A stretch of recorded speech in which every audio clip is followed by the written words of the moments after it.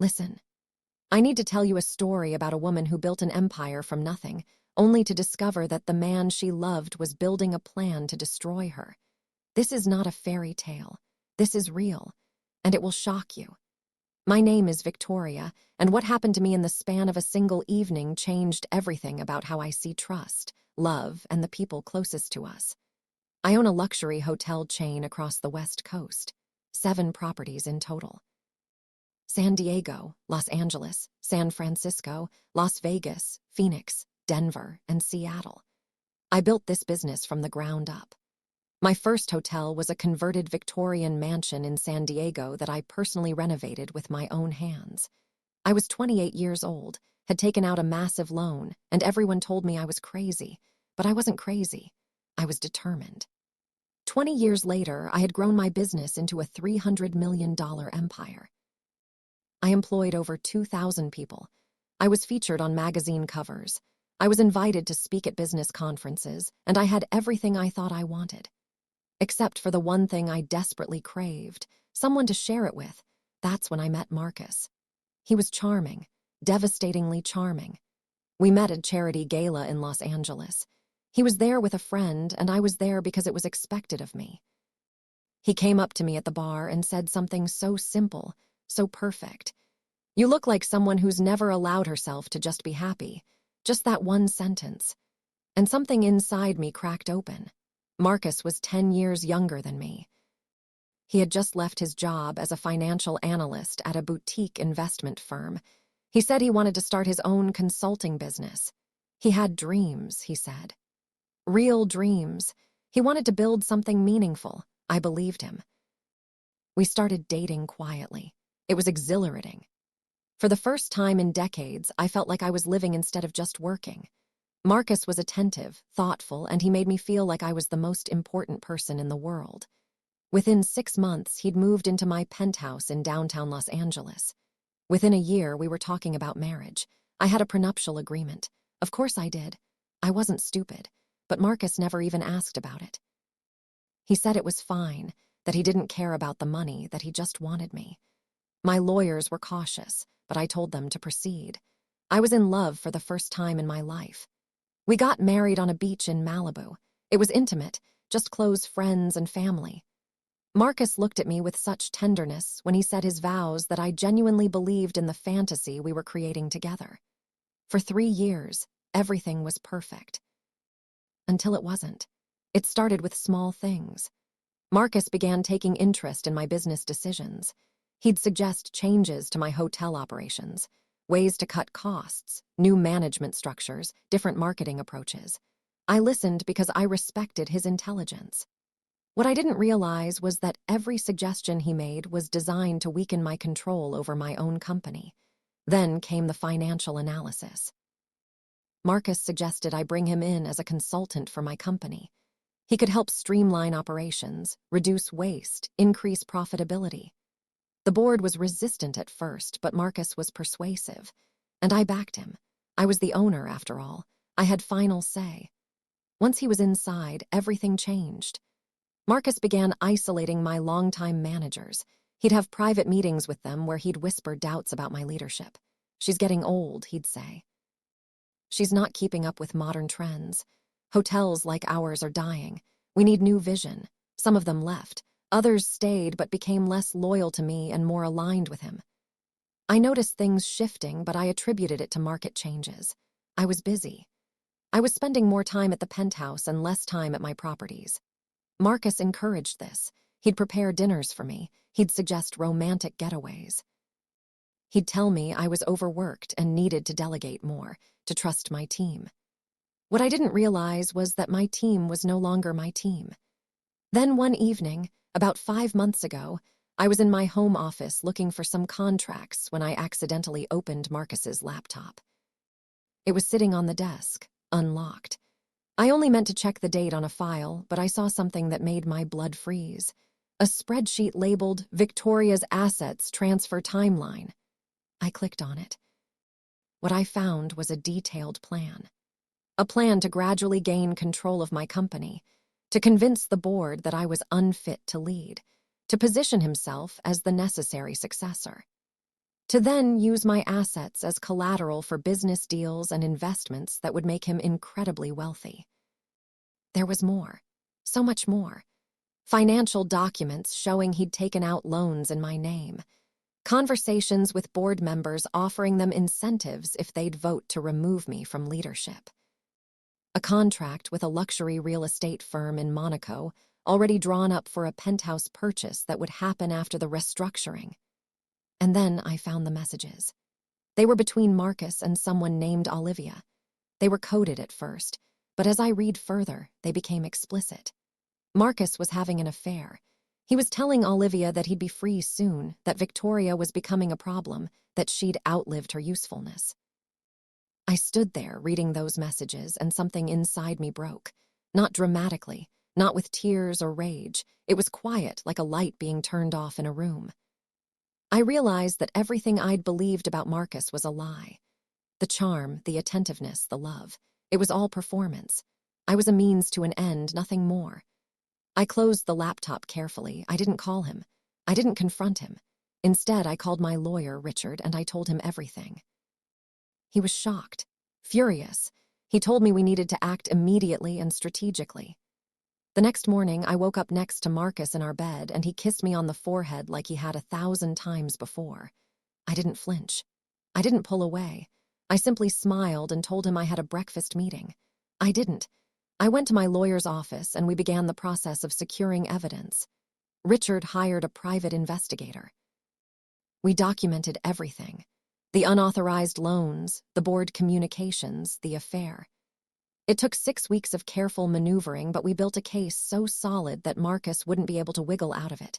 During those 6 weeks, I acted like nothing was wrong. I went to work. I had dinner with Marcus. I played the part of the devoted wife while knowing exactly what he was planning. It was the hardest thing I've ever done. Every time he touched me, every time he said he loved me, I had to remind myself that none of it was real. Finally, we were ready. I invited Marcus to one of my hotels, the flagship property in San Diego, the very first one I'd built with my own hands 20 years ago. I told him I wanted to have a special dinner in the penthouse restaurant, that I had something important to discuss about our future. He seemed pleased, excited even. He probably thought I was going to hand him more control. We sat at a private table overlooking the ocean. The sunset was beautiful that evening, orange and pink streaking across the sky. I ordered a bottle of wine, the expensive kind he always loved, and while we talked about nothing important, I waited for the right moment. Dessert arrived. It was his favorite chocolate mousse. I watched him take a bite, and I allowed myself one moment of sadness. This man, who I had loved so completely, was about to discover that I was not the victim he'd imagined me to be. When he finished, I set down my wine glass. "Marcus," I said, my voice steady, "I need to talk to you about something serious." He smiled, thinking this was part of his plan, that I was about to give him something he wanted. "I know about Olivia," I said, "and I know about the loans. I know about the board meetings and the real estate contracts. I know everything." The color drained from his face. His fork fell onto his plate with a clatter. "What?" he stammered. "Victoria, I don't know what you're talking about." I pulled out the documents. My lawyer had prepared copies of everything. The spreadsheets, the messages, the financial records. I slid them across the table to him. "I found your laptop," I said calmly. "I read all of it. Every plan, every lie, every promise you made to her that you'd get rid of me." Marcus stood up. His chair fell backward. People in the restaurant were staring. "Listen," he said, his face turning red with anger and panic. "You don't understand. I did this for us. Your business was failing. You were going to lose everything anyway. I was trying to save it to save you." "Liar," I said. "You were never trying to save anything. You were trying to steal everything." Marcus reached across the table toward me. He was desperate now, his charm stripped away, revealing the predator underneath. "Victoria, please. Let's talk about this. We can work this out. You love me." I stood up, and that's when the doors to the restaurant opened. Detective Sarah Chen walked in with 2 uniformed officers. She had been waiting in an adjacent room, listening to everything through a hidden microphone I'd been wearing. "Marcus Delacroix," Detective Chen said, stepping forward. "You're under arrest for fraud, unauthorized use of credit, and attempted embezzlement. You have the right to remain silent." Marcus's face went completely pale. He tried to run, but the officers were fast. They caught him before he reached the exit. As they handcuffed him, he looked back at me. "I hope you're happy," he spat. "You've destroyed everything. Your life means nothing without me. You'll be alone forever." Those words should have hurt, but they didn't. Because in that moment, I finally understood something that had taken me a lifetime to learn. I had never needed him. Not really. I had built my empire before he came into my life. I would continue to build it after he was gone. And most importantly, I had built myself. I was whole without him. The divorce took 3 months. Under the terms of the prenuptial agreement, Marcus got nothing. The money he'd stolen was returned to my business. The loans he'd taken out in my name were invalidated. The board members who had conspired with him were fired. Marcus was convicted of fraud and embezzlement. He's currently serving a 4-year sentence in federal prison. But the real story doesn't end there. About a month after Marcus's arrest, I was at my San Diego property overseeing some renovations when I met someone. Her name was Sophia, and she was the new general manager I'd hired to replace one of the corrupted board members. She was brilliant, compassionate, and most importantly, honest. We worked together rebuilding the trust within my organization. We listened to employees who had been overlooked. We implemented new policies focused on transparency and accountability. Slowly, my company began to heal. One evening, after a long day of work, Sophia and I were in my office reviewing quarterly reports. She looked at me and said something that stopped me in my tracks. "You know," she said, "the strongest thing about you isn't your business or your money. It's your ability to start over after everything falls apart." I realized in that moment that I had changed. The Victoria who needed Marcus to complete her, who believed her worth was tied to having a man by her side, was gone. In her place was someone different. Someone who understood that love should add to your life, not complete it. That partnership should be a choice, not a necessity. I never married again, but that doesn't mean I was alone. Sophia became my closest friend and eventually my business partner. We expanded the hotel chain to 10 properties. We started a foundation to help young entrepreneurs, especially women, start their own businesses. We traveled together, laughed together, supported each other through both triumphs and difficulties. A year ago, I was invited to speak at a business conference about resilience and rebuilding after betrayal. Sitting in the audience, I saw someone familiar. It was Olivia, Marcus's affair partner. She looked terrible, worn down.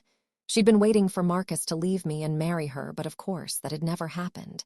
He was in prison, and she was left with nothing. After my speech, she came up to me with tears in her eyes. "I'm sorry," she said. "I didn't know he was using me too. He promised me he loved me, that he'd take care of me. He lied to me just like he lied to you."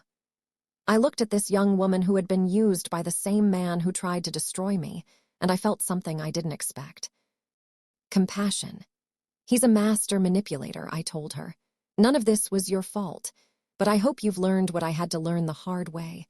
Your worth doesn't come from a man's love or attention. It comes from within."